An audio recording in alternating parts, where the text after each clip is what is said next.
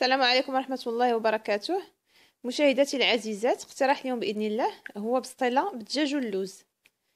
كنحتاجو في المقادير تقريبا كيلو من الدجاج، 3 بصلات متوسطة الحجم، ربع كأس زيت زيتون، 5 بيضات، 3 فصوص من الثوم، 4 ملاعق كبيرة كزبر معدنوس، ملعقة كبيرة سمن، ملعقة صغيرة قرفة، ملعقة كبيرة سكر ناعم سكر كلاصي. والتوابل كنحتاجو الملح والفلفل الاسود والخرقوم والسكينجبير. بالنسبه لمقادير اللوز كنحتاجو ربعه ديال اللوز، 100 غرام سكر كلاصي او كاس ديال العنبه، وجوج معالق كبار د القرفه. اول شيء غنبداو باللوز، غنديروه يتسلق، نقيوه ونحمروه ونهرمشوه. وطبعا كنحتاجو ورقه البسطيله، تقريبا ربع كيلو كيكون كافي. في طنجره قطعنا البصله وحكينا الثومه ودرنا الطروفه ديال الدجاج، غنضيفو عليهم الربيع،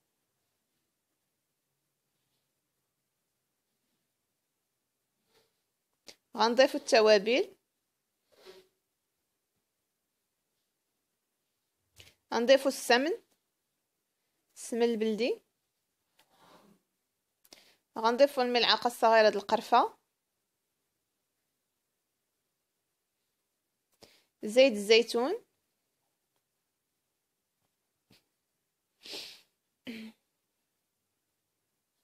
وغنديروا الماء الكافي اللي غيطيب فيه هاد الدجاج هذا.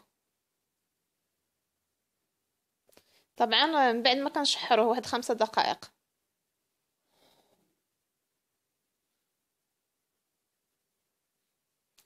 درنا الماء الكافي اللي غيطيب فيه الدجاج، كنغطيو عليه وكنخليوه يطيب. من بعد ما طاب الدجاج زولناه، درناه في كسكاس باش يقطر داك الماء اللي فيه، وخلينا المريقه ديال تنخليوها تختار. كنضيفوا لها المعلقه ديال السكر كلاصي سكر ناعم، وكنحركو باش كندمجو العناصر كلها.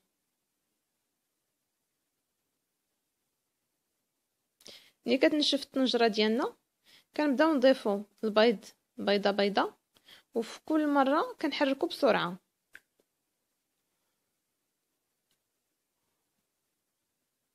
هاد المقادير هذه اللي استعملنا كافيه تقريبا 4 اشخاص، واللي بغى يدير يعني اكثر ممكن يضاعف المقادير. اللي بغى يدير بسطيله كبيره كافيه ل 8 اشخاص او 10 اشخاص يدوبل المقادير. الدجاج من بعد ما زولناه حيدنا له العظم وفرتفناه،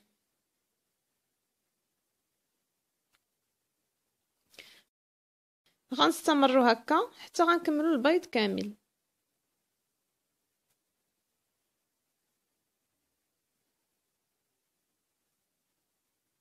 كنخليوه ينشف مزيان حتى تيولي بهذا الشكل هذا.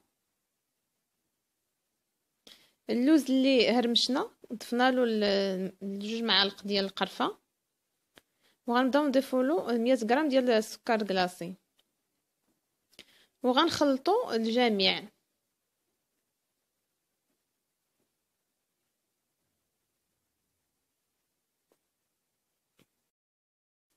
خدينا مول اللي غيدخل الفرن، دهناه بالقليل من الزبده، ودرنا فيه 2 ورقات ديال البسطيله، خلينا جزء منهم خارج برا باش في الاخر نجمعوا به البسطيله. وبدينا اول شيء بالدجاج اللي زولنا له العظم، هو الاول درناه، غنوزعوه على الجوانب كامله ونديروه في الوسط ايضا.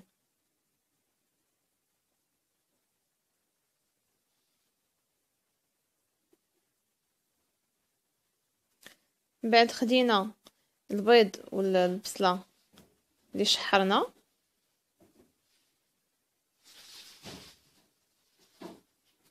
ووزعناه هو ايضا على سائر الورقه.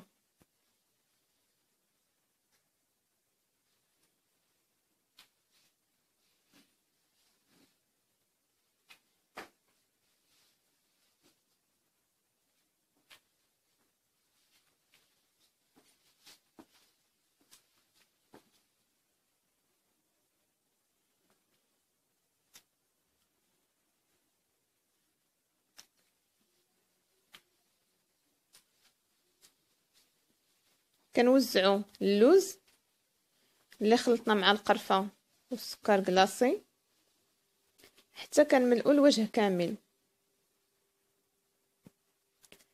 دابا غنبداو نجمعو الجوانب ديال الورقه وندهنوها بالبيض.